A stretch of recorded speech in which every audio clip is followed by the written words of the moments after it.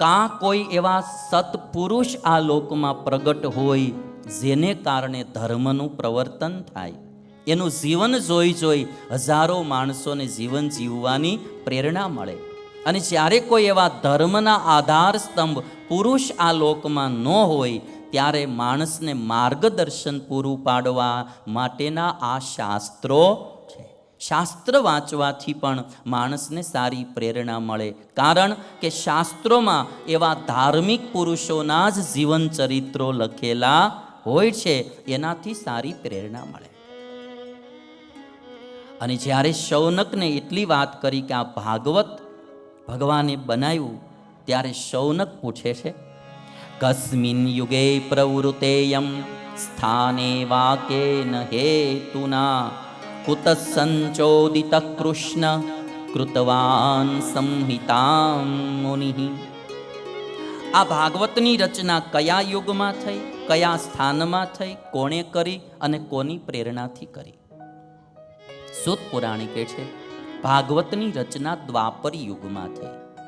સતયુગ, ત્રેતાયુગ, દ્વાપર યુગ ને કળિયુગ, એટલે ત્રીજો યુગ છે દ્વાપર યુગ.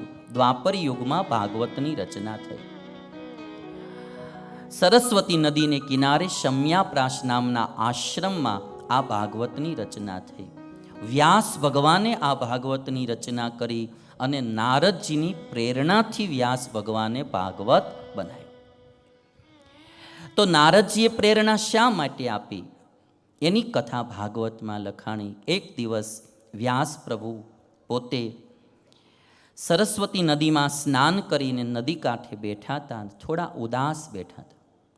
એ વખતે નારદજી આવ્યા. નારદજીએ પૂછ્યું, પ્રભુ આપ ઉદાસ કેમ છો?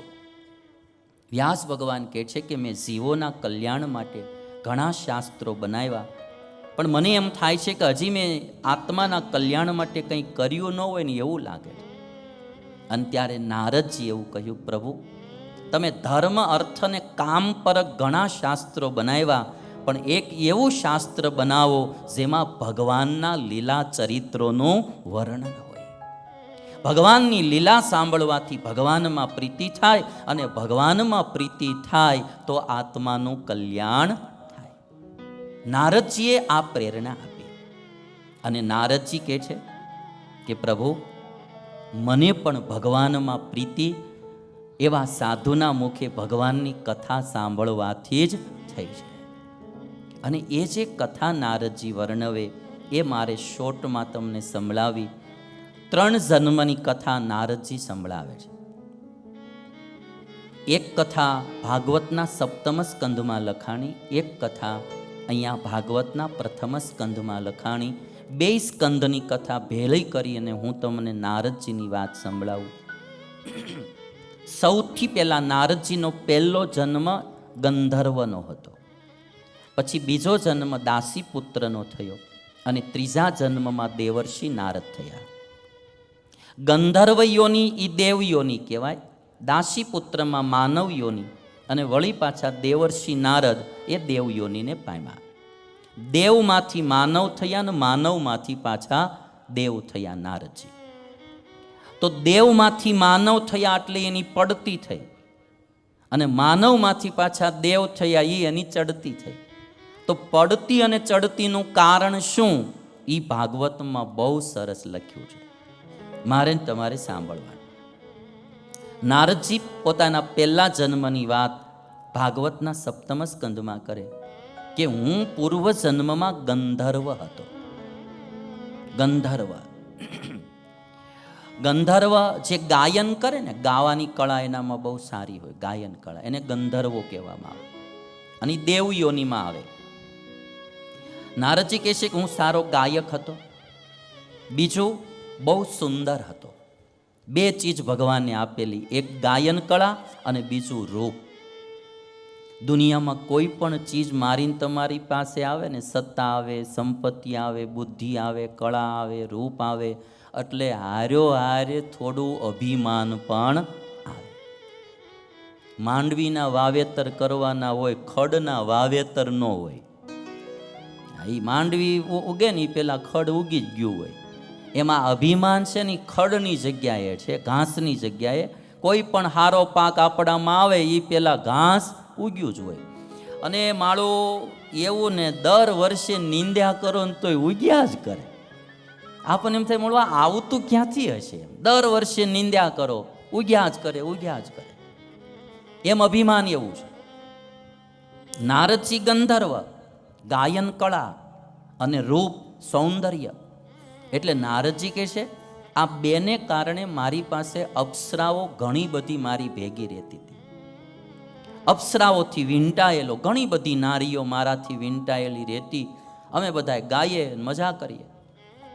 અત્યંત હું વિલાસી હતો, નારદજી કહે છે. કારણ કે આ બે ત્રણ ચીજો આવે ને એટલે પછી પૈસા આવે, લોકોની ચાહના આવે, એટલે માણસને યોગ પછી ભૂલાઈ જાય, ભોગમાં પડી જાય.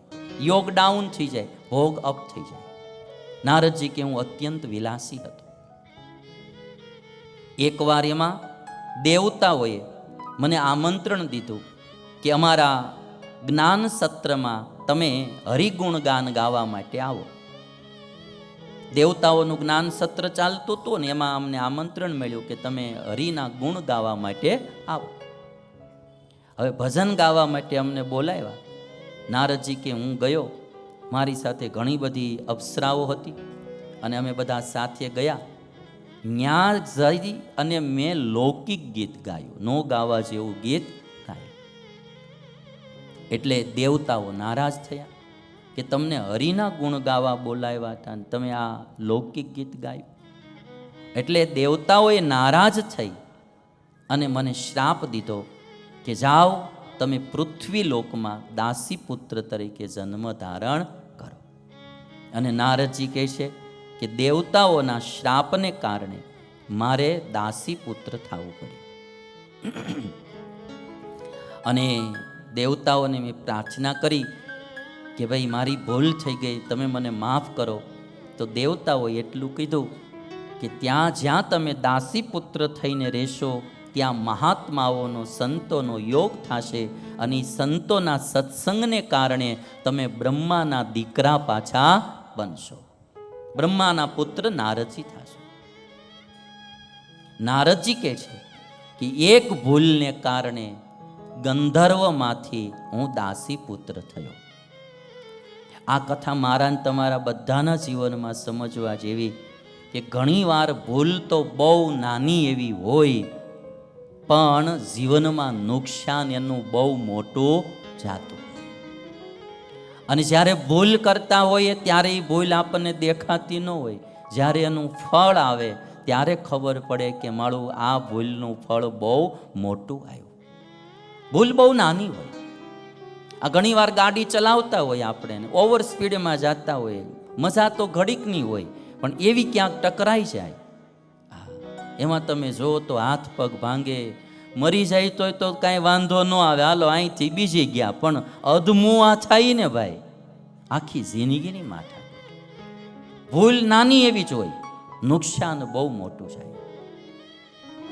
આ અમુક વ્યસનો હોય એ આપણને એમ લાગે કે મજા આપે, મજા આપે, પણ જ્યારે પછી એનાથી કેન્સરો આવે, તમાકુ, માવા, ગુટકા ખાવાથી પછી કેન્સર થાય, પછી ડૉક્ટર એમ કહેવા મોઢું કાપવું પડશે, પછી જે આમ ત્રાહા મોઢા લઈને ફરવાનું થાય ને, એ જેટલી મજા માણી હોય ને એ બધી મજા સજા લાગે પછી. ભાઈ એક ભાઈને ત્યાં હું ગયેલો ને, આટલું મોઢું આમ કાપેલું હતું. મેં ફોટો જોયો કે ત્યાં લગાડેલો હતો. મેં કીધું આ કોનો? મને કે આ મારો છે. આમ એટલો સ્માર્ટ માણા લાગે, તમે આમ જોવો ને, તેજસ્વી દેવ જેવો. મેં તમે આ હતા? મને કે હું આ હતો. તો મેં કીધું આ દશા? મને કે સ્વામી માવા ખાઈ ખાઈ, હજી ભર જોવાની હતી એની, માવા ખાઈ ખાઈ મોઢું કાપવું પડેલું. મને કે સ્વામી મારો પરિવાર મોટો, વ્યવહાર મોટો, બધા મને લગ્ન પ્રસંગમાં આમંત્રણ આપે, પણ એ કે હું છે ને બધાની વાહે જાઉં અને છેલ્લી ખુરશીએ બેહું. કેમ? મને કે આપણા મોઢા આવા કાપેલા હોય અને એના લગ્ન પ્રસંગમાં વિડીયોગ્રાફી થતી હોય, એની પ્રી વેડિંગની વિડીયોગ્રાફી બગાડવી એના કરતાં વાહે બેહું સારું.